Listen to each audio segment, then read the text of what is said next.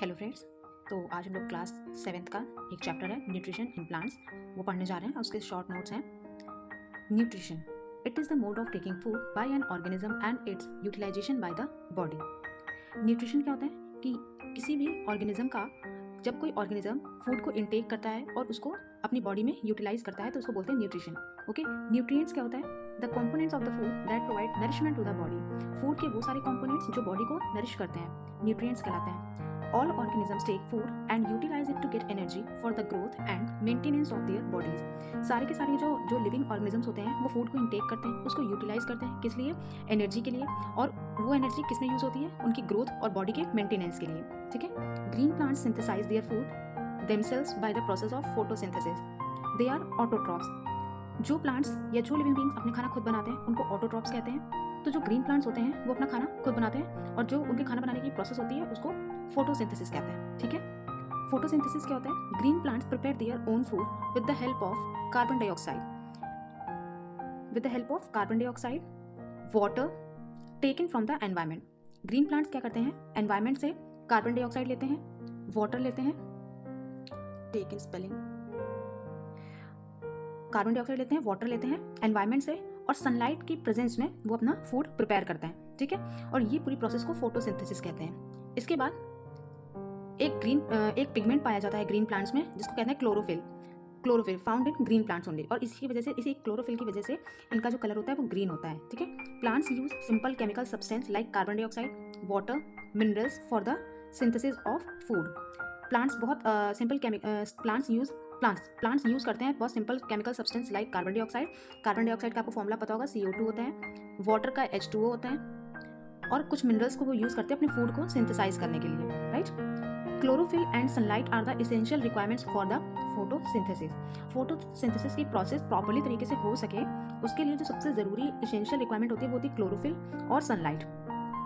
आप देखोगे जो ग्रीन प्लांट्स होते हैं केवल वही अपना खाना खुद बनाते हैं। ठीक है। उन्हीं में ही फ्रूट्स आते हैं। तो वो किस लिए बना पा रहे हैं? क्योंकि उनमें क्लोरोफिल है। ठीक है। और सनलाइट की प्रेजेंस में ही वो अपना फूड प्रिपेयर कर पा रहे हैं। Complex chemical substance such as carbohydrate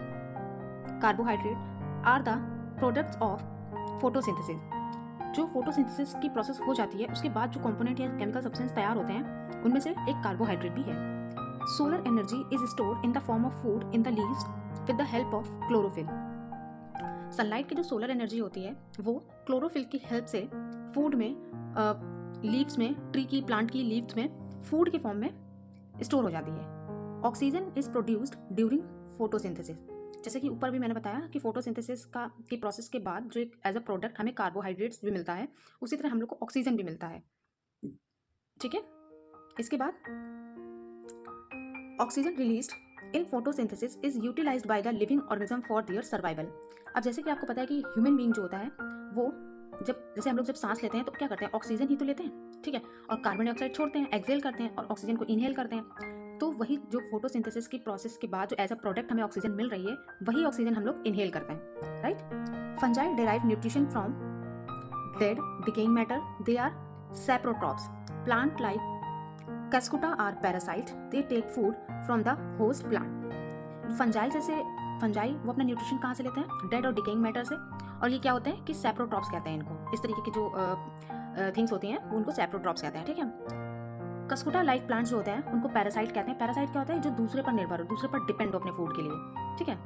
a few plants and all animals are dependent on others for their nutrition and are called heterotrophs। ठीक है। पैरासिटिक क्या होते हैं? Organism that live in on the body of other organism. जो दूसरे living organism की body पर रहते हैं उनको पैरासिटिक कहते हैं। All parasitic plants feed on other plants as either. The first one is partial parasites and total parasites. Partial मतलब जो थोड़ा थोड़ा दूसरे पर डिपेंड हो वो पार्शियल, और जो पूरी तरीके से डिपेंड हो वो टोटल। तो obtain some of their nutrition from the host, example painted cup. ठीक है। Total parasite are dependent completely on the host for the nutrition like mistletoe. Okay.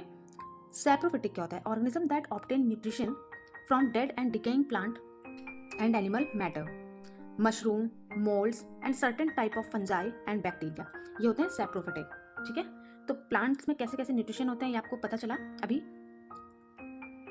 Like autotroph. ठीक है। इसके बाद आपको हेट्रोट्रॉप में भी कुछ पैरासिटिक होते हैं, कुछ सैप्रोफाइट होते हैं। इस तरीके के प्लांट्स, तरह तरह के प्लांट्स में तरह तरह के न्यूट्रिशन होते हैं। अंडरस्टूड? तो इस तरह के आपका ये चैप्टर नंबर 1 का न्यूट्रिशन एंड प्लांट्स का शॉर्ट नोट्स है। और किसी पर्टिकुलर चैप्टर का अगर आपको नोट्स चाहिए हो या कुछ भी हो तो आप मुझे कमेंट बॉक्स में मेंशन कर सकते हैं, जिससे मैं आपके लिए उस पर्टिकुलर टॉपिक पर वीडियो बना दूंगी। Okay, thank you so much.